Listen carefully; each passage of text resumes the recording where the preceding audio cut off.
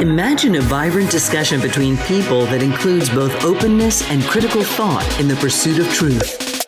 The Purchasing Truth podcast is an experience, a journey, an exploration of the impact that negative messages in politics and the media have on our families, community, society, and nation. Join your hosts, Bill Stierle and Tom to discover new concepts and language strategies that will reveal effective ways of establishing truth. This podcast series will tackle current events, leadership challenges, healthcare confusion, integrity in business, and many other areas that affect us all. Gain clarity and understanding of the various truth perspectives. Welcome to Purchasing Truth.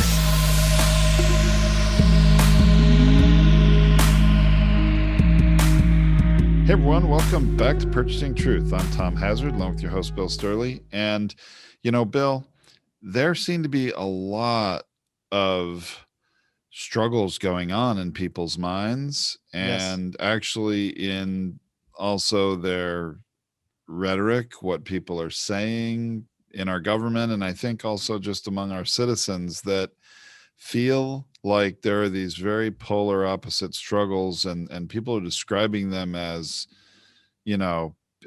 people use inflammatory words like, oh, are we going to end up in a civil war? And it sounds like there's that kind of struggle that might boil over into civil wars. And maybe even within the Republican Party, there is a civil war going on right now. Yeah, I think that's it's really as close as this communication show gets to really talking about how language is being used by both parties and each individual inside each party, the messaging and the way communication is translated, because as we hear words and as we hear concepts, it's playing off of our own words and our own beliefs and our own understandings of vocabulary. So if this is why a very simple message will translate, whereas a complex message won't translate. And even if the complex message is better than the simple message translates and sticks better than the complex message does. Even though the complex message would serve both parties, it doesn't actually stick. It just bounces off the brain of the listener. So, and a lot of times, Tom, in the past, we've talked about things like 25-cent words and 5-cent words and 10-cent words and, $3 words and $5 words and things like that. It's because the word won't stick. If I say the word propaganda, it just doesn't stick because a person doesn't have enough practice at using. This is a person using an adversarial message in order to meet the needs for themselves at the expense of the other person. And that's really the hard part about it is that it's getting used to that our language and our understanding of language actually kind of fails us a little bit. So one of those words in our list is the word ideology. That's one of the words in the list. And it is very, very much a $2.25 word at least. All right. I think it is a sophisticated word is maybe how I would label it. That's correct. But let's define that for our listeners, though. I think that's important. Well, yeah, I appreciate that because as it being a set of beliefs or philosophy attributed to one person or a group of people. So here's this one person with a belief or one person with a philosophy. And then there is a group of people with a belief and a group of people with a philosophy. They're following an ideology or a belief structure. Now, to put this in a religious context, if we worship the golden calf, that is idolatizing, or we believe in the calf because the calf of gold is going to make it work for us, where it's really it sits into a pagan belief structure of calves. Now it gets a little weird because all of a sudden it's like, well, Bill, isn't certain religions, don't they worship cows? And the answer is, yeah, that's a belief and a philosophy that's attributed to the individual who's following that belief, or the group of people in that religion following that belief structure. And I'm not going to sit here to poke a stick at which belief is right or wrong or good or bad, because the person is under the American mindset of the Constitution. You get to worship whatever you like, but it doesn't go far enough to say the Constitution doesn't say except when it's at the expense of another person. Now that's where our law says, hey, it is at the, you can do freedom of speech, but not in a theater and not yelling the word fire. You can't do Which is that. the classic example of free speech that is being made at the expense of others. That's right? correct. It's at the expense of others, because now you've yelled fire, and if there is not one, then there's problem. And even if there is one, there's a problem, because then people will trample each other to get out. But meanwhile, an orderly entering, exiting of the theater would be just fine to avoid the danger with fire. Okay, so we don't want to incite or promote our belief if it's at the expense of others. And as soon as it crosses that line that it's at the expense of others, and most certainly if it's at the expense of another person's life, that's a problem. Or at the expense of another person's physical well-being, that's a problem. When it gets wiggly is, well, I said this thing and I didn't hurt the person physically, but I hurt the person psychologically. Who's going to weigh in on how the person should take it? And that's where it gets wiggly. But the physical part of it used to be non-negotiable. If you say something and someone else gets physically hurt, you are accountable for inciting that person to do that thing.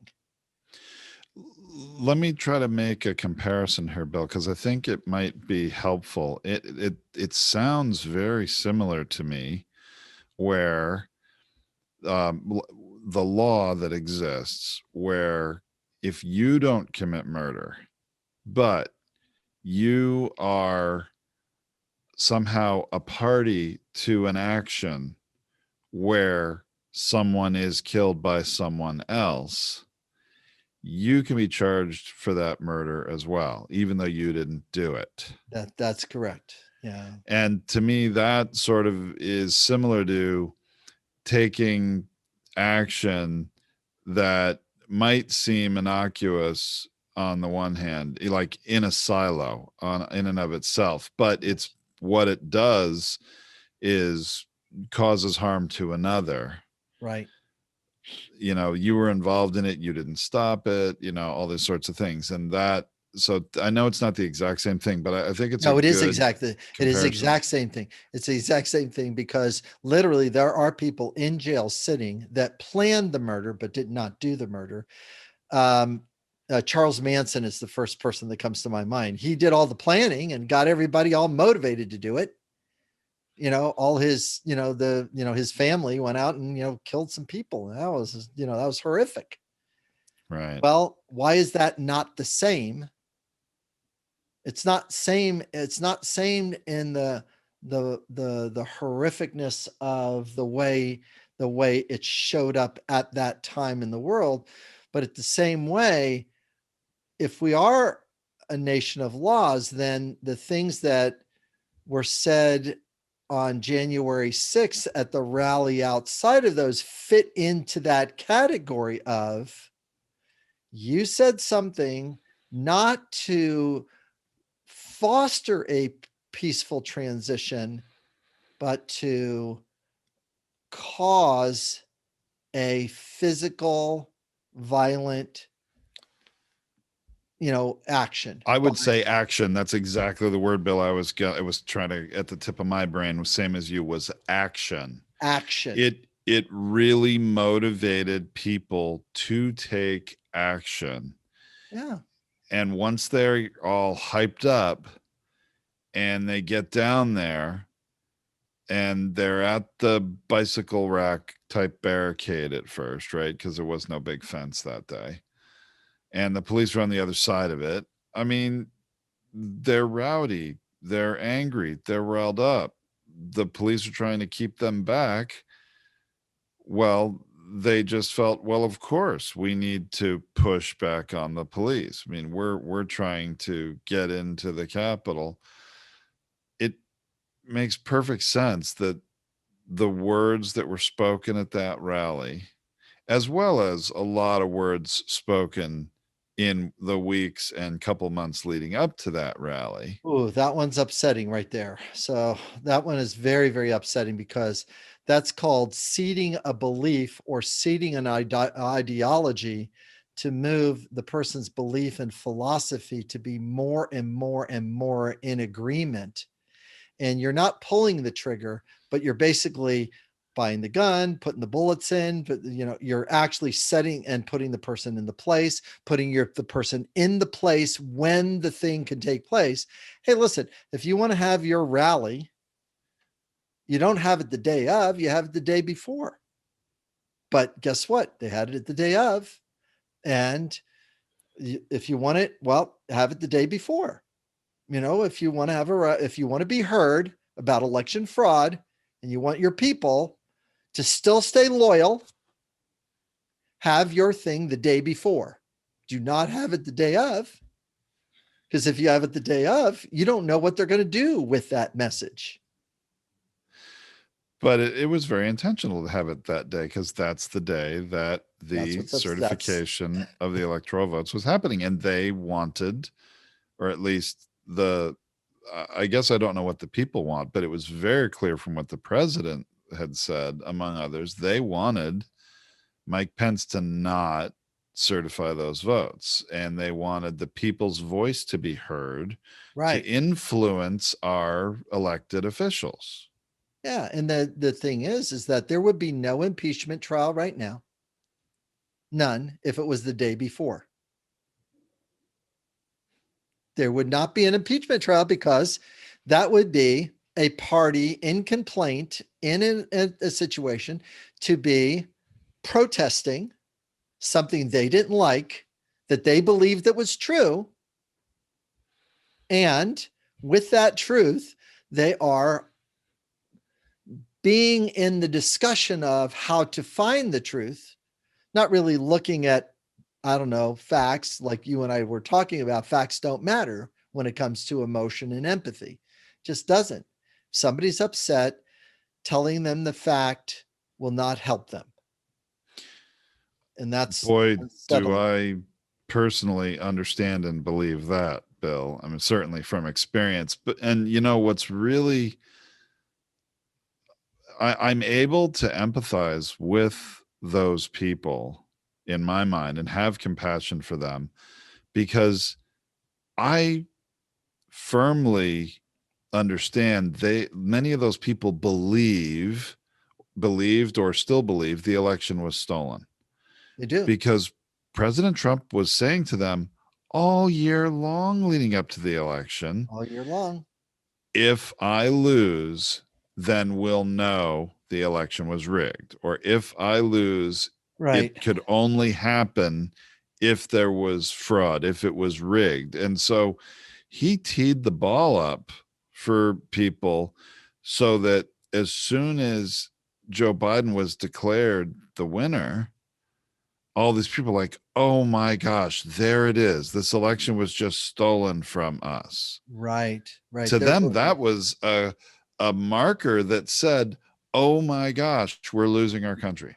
Yeah, the truth, and all you got to do, the losing our country thing, that was also another thing that was seeded along the way. So they literally took all the talking points over the last 6 months, but more the last year, even if you go back 4 years ago, that took one of the talking points there and said, okay, we're going to have a rally and then just put all the talking points together. And Rudy, you take this talking point, Don Jr., take this talking point, and each one of them reinforce the talking point and the belief and the philosophy of the individual, Donald Trump, and of the group of people, the people that are following and voting for him. They're reinforcing the belief. And this is it's causing not only the concept of civil war, but it's a language war between truth and non-truth. It's a language war between, is this a Democratic message or is this a Republican message? It's setting up the polarity, and the news media makes out great because viewership will stay high when you get the news media there. But if you're not working as a government, you're not working on the issue, you're just working on the imprint. You're not trying to write policy as a government, you're just trying to manage communications. Now, here's the thing that's really unsettling this. There are some senators and congressmen that have taken half of their staff that used to work on policy and they moved them all over to just work on communications. They're not even working on policy. They're just working on, how do I manage the message from this office to get me reelected? How am I managing this office? How am I managing the communication? Now, Tom, by the way, everybody, for all those who are listening, Tom's got this exasperated, aggravated, hand on the head, hand on the mouth experience of going like, oh my gosh, we can't be going down the path of not working on policy. Well, but Bill, to me, it's troubling on two different levels. The most important level is, yes, they're not working on policy. The other level to me, and don't spit your drink as you were drinking something while I'm talking when I say this, but the reality is these people are working on communication, and these elected representatives are still doing a really crappy job. They're of really terrible at it too. That's a whole seriously. It's like, oh my gosh, you put more people on it, but they're still not doing a good job. And I guess that's easy for you and me to say because we have a higher level understanding of communication. Yeah, but we do. Yeah. But let's return to the, clearly the rally on January 6th. You mentioned Don Jr., Rudy Giuliani, all these different people speaking. Trump speaks as well.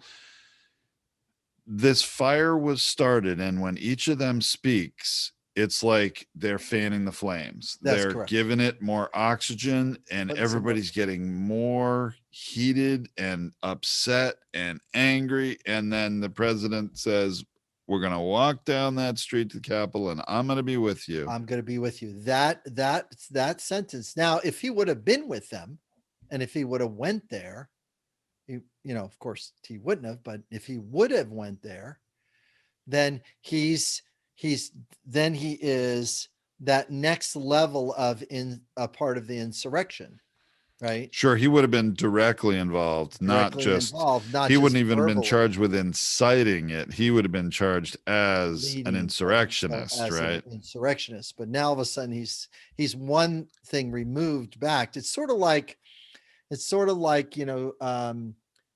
somebody selling you something, and then the thing that they sold you was really terrible, but they promised that they were going to be there, but then they weren't at the end. It's like, well, I'm sorry, I'm not going to be there. Yeah, I'm not going to fix that thing. whatever the thing is, that people can say whatever they'd like, and the responsibility and the accountability that the person says is one of the things that the rule of law tries to deal with, and what's the cost of that thing, and what is the punishment for that thing. Our country would rather throw somebody in jail over stealing a candy bar on a third strikes felony charge than to have somebody in Wall Street who steals millions of dollars from multiple people because it's so obscure. Oh, We, yeah. we Yeah. Remember when we talked about that poor family in Phoenix, Arizona, and the daughter was suspected of, I guess taking like a $1 item from a dollar store. You remember that? A little dollar Yes, something, and then yes. the police response.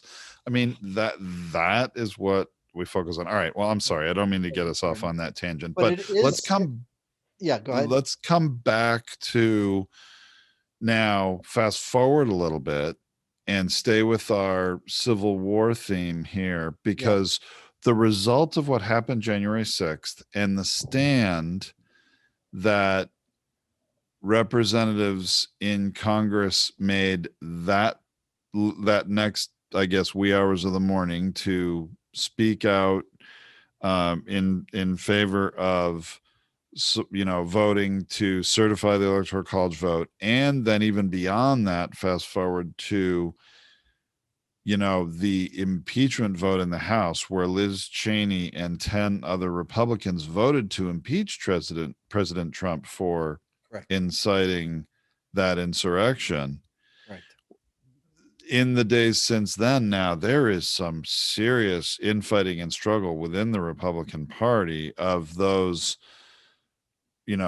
historic Republicans and the newer wave of, Trump Republicans, if you want to call them that, Yes, yeah. struggling for party control. I appreciate that. That starts us down the polarities. The polarities is one ideology versus another ideology. The system of ideals, you know, the different forms of, how does economics work, political theory, policy, all of those things, those ideology pieces come down to, are you going to vote for the group that is following the QAnon group, or are you going to go after, follow the traditional conservative Republicans? Are you going to follow the person that is the Trump person, based on, I believe in President Trump's philosophies, which he actually has many of them that he spreads out over the field of time and doesn't really follow through or deliver those things. So you're idolicizing and following an idolatry of an ideologue. How many times can I just put the damn thing together that way? I mean, that's where Well, that whole family yeah. of words sits. Yeah, this is what we set up in the beginning.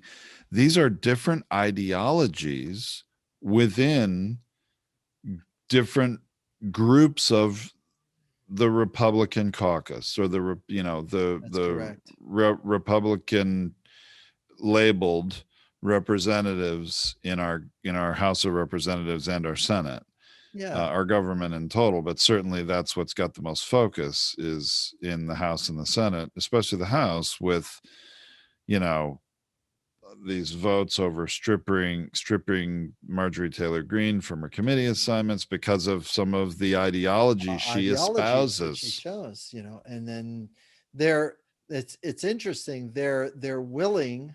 There are certain individuals on in both parties that are willing to say, yes, that person said something. We're going to give him a pass. But one party is a little bit better about, that person said something or did something, they've got to go. And Democrats are a little bit better of getting rid of, or saying, sorry, Al Franken, you had this picture of, you're going to, and I know that you were in the past, and I know it was, you were a comedian, but we don't want to hear it. We don't want to hear that we don't take care of our own. Meanwhile, on the other side, they're not taking care of their own. They're not holding to the ideological standard of conservative. they're holding to an ideological standard. And I'm going to say this is going to sound so upsetting. Whatever belief that we can put in front of somebody that they'll vote for, that's the standard. That Now we're back to Newt Gingrich, right? then we're back to Newt Gingrich saying that it doesn't matter what the person's truth is, just so they vote for you. It doesn't matter what their value is. Essentially, it's, did you get them to vote for you? Because this is very troubling, Bill. And it's clear that there are at least two different standards going on. The Republican Party having a much more, I would say, lax standard, because they're doing what is politically convenient for them to try to hang on to power. Right. And honestly, at this point, it may not even be hanging on to power as much as it is just wanting to win and not lose. Win or not lose. Yeah. And, I'm thinking back to, the contributor on CNN, Van Jones, you know him? Sure. And he actually served in the Obama administration and was fired about a year and a half, into his, and what he was doing was really important for the nation, and what he was doing within the administration. But he, in a fit of frustration, called some Republican person an asshole. And there were a couple other minor reasons, but the biggest reason he was fired from the White House is because he did that. Can you imagine that standard being upheld today? And there's no way that, someone like Marjorie Taylor Greene doesn't get expelled from the House of Representatives for the things that she's, espousing in her ideology. I hear you have the thought that no way, but again, if you're going after, there's a lot of people that voted for her, and you're going for the vote, and you're not going to take away the person's vote. The thing is that you're not fighting for America anymore. You're fighting for a voting position to get your agenda to move forward at all costs. It's like a football game that is really out of hand, where one team is completely penalized for breaking one rule, and the other team gets to do with the other rule and get the mistake. And it's like, oh no, that's okay, they need help. Oh, I'm sorry, that's all right. It's okay.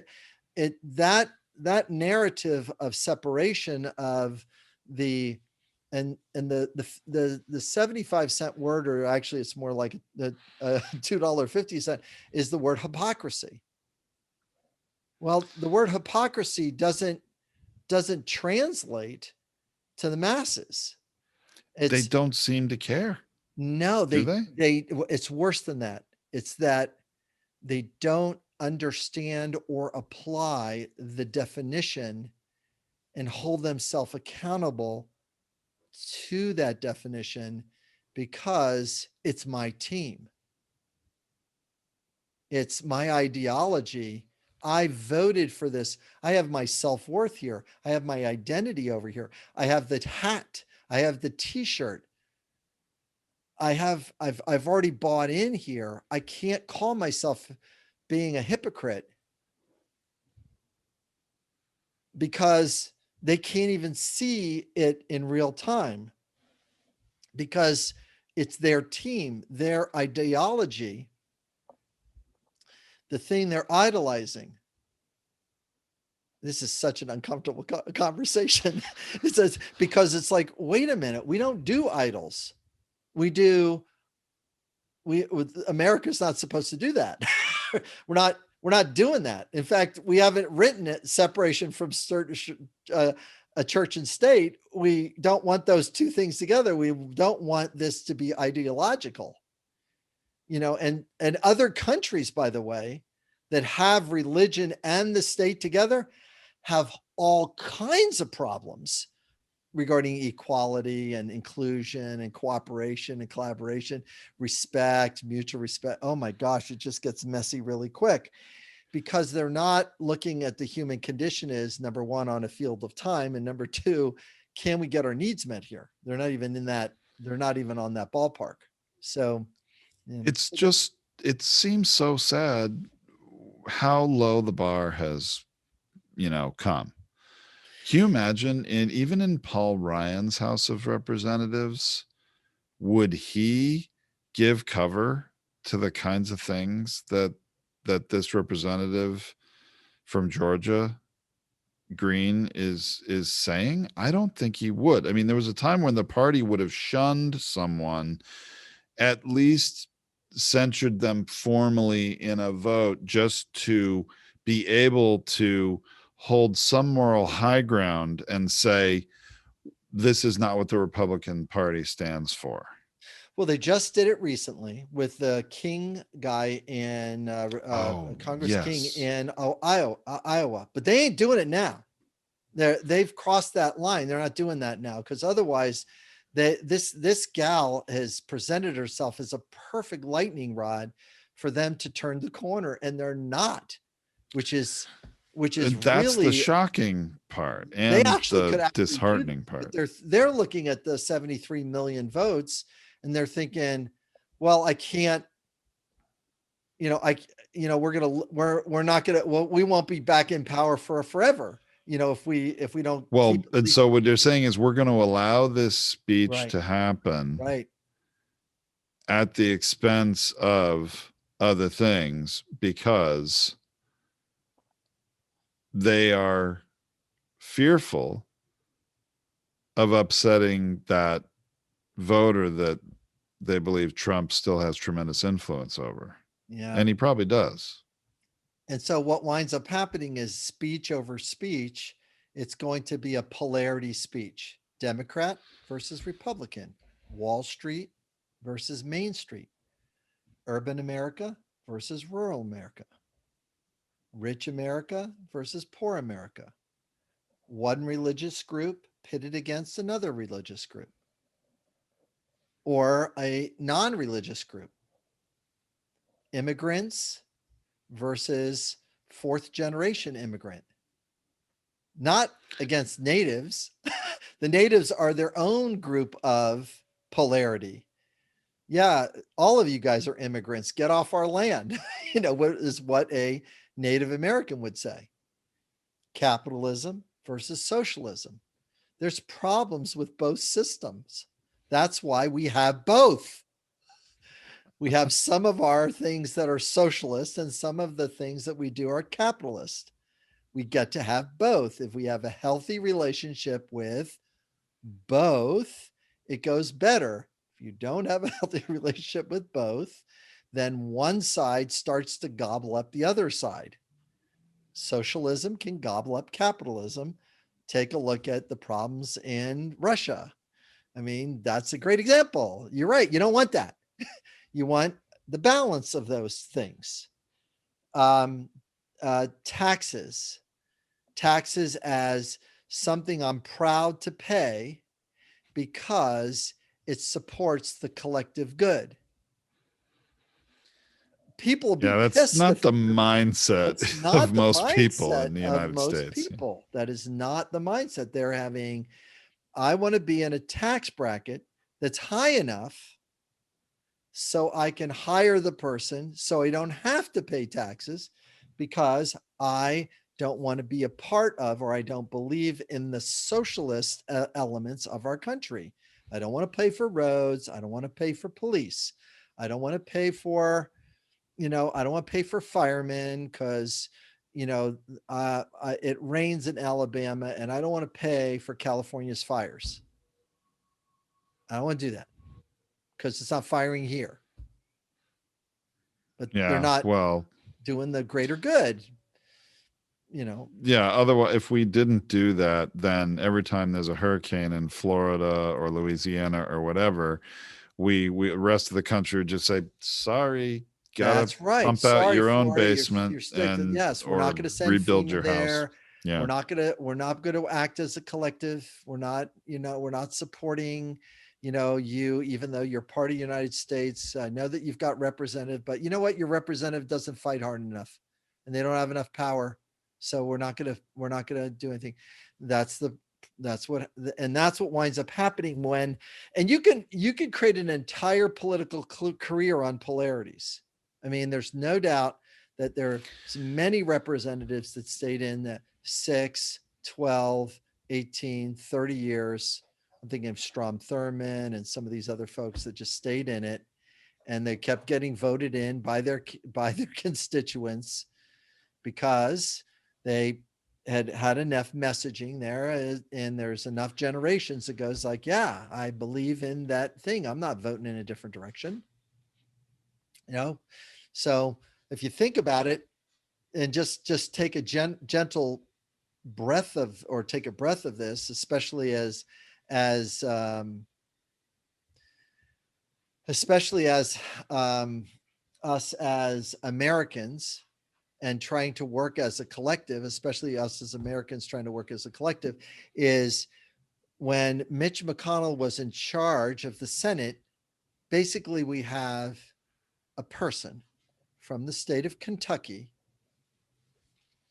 with that beliefs and the ideology leading the nation and preventing the decision-making process to take place, even the discussion to take place, because his ideology and the ideology he was fighting to hold on to is one that he values for the nation, instead of the nation is moving, the world is moving, we're not competitive in multiple areas, and you're saying no to a discussion and a vote. See, it's unsettling because, and it's actually nonpartisan to even talk about it that way, because that's the strategy of a win-lose ideology, a polarity view of situations and circumstances, about how do you get growth and prosperity to take place in Kentucky. Let's talk about that. How about that? Growth and prosperity. What are you doing for your entrepreneurs in Kentucky? Well, we're not doing anything. What are you doing? Well, we're not fostering that. Well, what are happening to your entrepreneurs? Yeah, they're moving to Silicon Valley. Oh, now they're in California. How's that helping Kentucky's economy? Well, not too much. And Tom, this is a worldwide problem too. People want to come to America because there's more freedoms here than in the country. So guess what? Their talent gets pulled and comes in our direction, but not if they're not welcomed on our shore. It won't be. Then they'll find another country that's more friendly. So we've got some big challenges, and it's going to be interesting, I think, as we move forward. And I feel curious about, how do you think this ideological civil war, because it has turned physical in some instances, but how do you think the ideological civil war is going to turn out? What do you think is going to play? Because it's really unsettling. It is really unsettling. I'm not sure how it's going to play out, and I don't know that it helps to try to predict it. I do have great concerns, but here's I guess what I'm seeing, Bill. And this here's I get, there are not a lot of things I hope for in especially in business, but in life, because I always say hope is not a strategy. Right. If we're going to wait and hope for things to happen, good luck. I'm more of a belief in taking action and trying to make things happen. But and I'll tell you, I've been with an awful lot of people just in the last few days that have very different ideologies and beliefs than I do, and heard them talking a lot about, things that they think are ridiculous, or that, they're not happy with. And what I found is, if I let that sort of roll off my back like the duck on water on a duck's back. Just let it roll off. When we really talk about the values and the things we all really care about, there's an awful lot more we all agree on than A lot disagree more. on. That's right. A lot more. And my hope is that that the temperature is lowering, although I know recent news and things happening in our government is not helping that right now. Right. And the impeachment trial is not helping that. Completely agree there. But if, the temperature seems to be lowering, and I hope it continues to, and then we all can focus on health, safety, employment, education, other values that people care about. Because I think when we talk about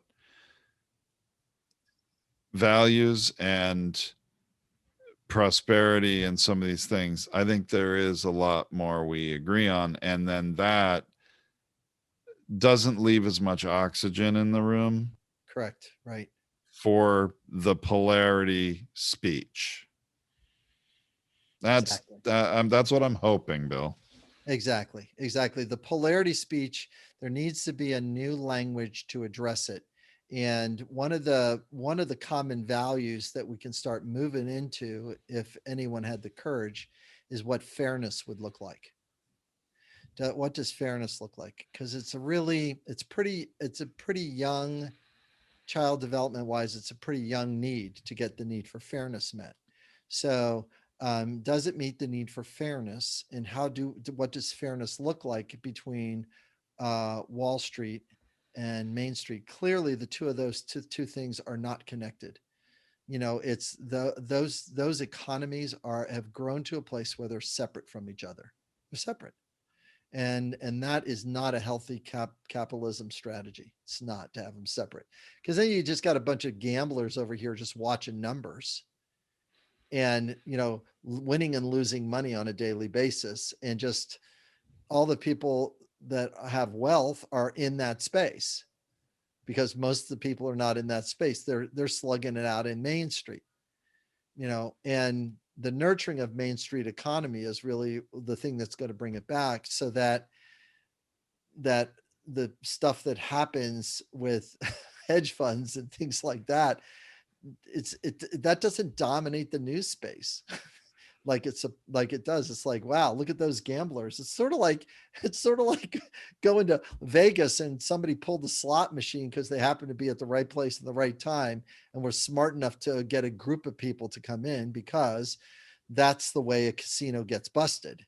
Is you get a person, just to let you know how this might work, is you take 20 people agreeing to play one slot machine until it pays off, and then every one of those 20 people get paid. That's unsettling, but that's the way it works. It's really actually analogous to what was happening with that Robinhood trading app with GameStop, isn't it? Mm-hmm. Mm-hmm. Wow, very interesting. That's the way that's how you get back at capitalism. I don't know. I don't know. That's a socialist. That's a socialist. Listen, how strategy. That is a socialist strategy to bust a casino. But you get a group of 20 people. They take their money, they divide it up, and they play one slot machine. And when that slot machine pays off, all of them divide the money. That's a socialist strategy. That is. I know. You can imagine what it'll be like when we can get a healthy dialogue about how to speak towards polarities. We've got to be healthy on how we speak towards it, because otherwise this style of civil war will not take us very long, because we got to live with each other in this nation. And that's where we got to stick the landing, is that we got to live with each other. Yeah, we can't let it get to actual civil war. No, we really can't. We can't let that narrative escalate inside, people. Okay, Bill. Well, I think that's a great place to leave it. Thank you so much. All right, thanks, Tom. Thank you for listening to this Purchasing Truth podcast. We trust that you have enjoyed this engaging and thought-provoking conversation. Our hope is that you've received value, found clarity, and broadened your truth perspective in this episode. If you did, leave us a review or visit our website, purchasingtruth.com. Join us again for another informative and content-rich discussion here at the Purchasing Truth podcast. Don't just accept whatever information comes your way. Join the discussion. Discover your own voice. Purchase your own truth.